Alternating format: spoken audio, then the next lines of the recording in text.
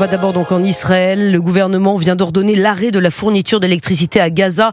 L'idée est de faire pression, je vous le disais, sur le Hamas pour que l'organisation terroriste rende tous les otages. Avec l'interruption récente de l'aide humanitaire et maintenant cette coupure d'électricité, la bande de Gaza pourrait se retrouver presque entièrement privée d'électricité dans un délai très court, Frédéric Simon. Oui, bonsoir. Il faut préciser que depuis l'offensive terroriste du 7 octobre 2023, Israël ne fournit presque plus d'électricité à la bande de Gaza. Une seule ligne à haute tension fonctionnait encore. Elle alimentait une usine de dessalement d'eau de mer. C'est cette ligne que les dirigeants israéliens ont décidé de couper.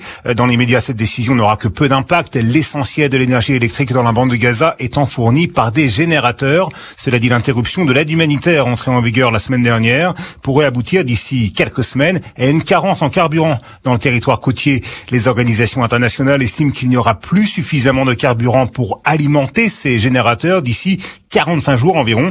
L'objectif est donc d'exercer une pression maximale sur le Hamas pour qu'il accepte de libérer des otages sans qu'Israël ait à payer pour cela un prix considéré comme trop élevé. Le tout dans un contexte de reprise des négociations indirectes entre Israël et le Hamas. L'arrêt de l'approvisionnement en électricité à Gaza a été annoncé à la veille du départ pour le Qatar d'une délégation de négociateurs israéliens après 2 semaines environ de blocage des pourparlers.